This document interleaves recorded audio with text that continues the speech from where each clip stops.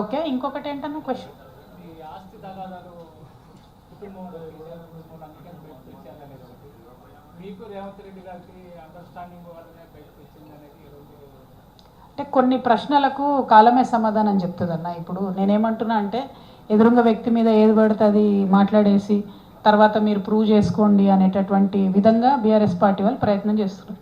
ఇప్పుడు ఒక simple example చెప్తాను. ఇవాళ పొద్దున మా పర్యటన షెడ్యూల్ మార్కెట్ కమిటీకి పోయేది ఉండే. సడన్గా పొద్దున్న 6:30కు నిద్ర లేచి బీఆర్ఎస్ వాళ్ళు మేము కూడా మార్కెట్ పోతున్నాం అన్నారు.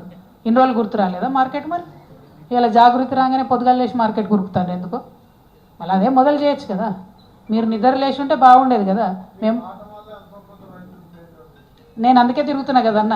నేను రావడం వల్ల ప్రతిపక్ష పార్టీలు నిద్రపోయేటోళ్ళు మేల్కుంటున్నారు, పాలకపక్షం కూడా నిద్రపోయేటోళ్ళు మేల్కుంటారనే ఉద్దేశంతోనే జాగృతి పేరుతో తిరుగుతూ ఉన్నాం అన్న. సో మా లక్ష్యం నెరవేరింది. నా మీద ఉట్టిగా ఏదో ఆరోపణలు చేద్దాం అనుకుంటే అది ప్రూవ్ కాదు బ్రదర్, నిలబడదు. నేనేమంటున్నా, నేను చాలా ధైర్యం ఉన్నటువంటి వ్యక్తిని.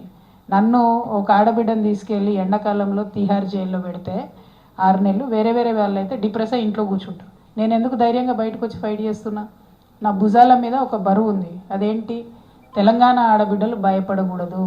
రాజకీయాల్లోకి వస్తే మహిళల్ని తొక్కేయాలంటే 2 రోజులు జైల్లో వేస్తే వీళ్ళు ఇంట్లో పడుకుంటారని అనుకోకూడదు. ఏమన్నా కానీ నేను అనుకున్న లక్ష్యం కోసం ఫైట్ చేస్తానే ధైర్యం ఆడబిడ్డల్లో నింపాలి. అందుకోసమే నేను మొండిగా తిరుగుతున్నా. ఎస్, ఫ్యామిలీకి దూరం అయ్యాం. ఎస్, పొలిటికల్గా టార్గెట్ చేస్తున్నారు. ఇంకా ఎక్కువ చేస్తారు. రేపు పొద్దున మీరు చూడండి, చాలా ఎక్కువ చేస్తారు. చాలా స్థాయి దిగజారి మాట్లాడుతున్నారు.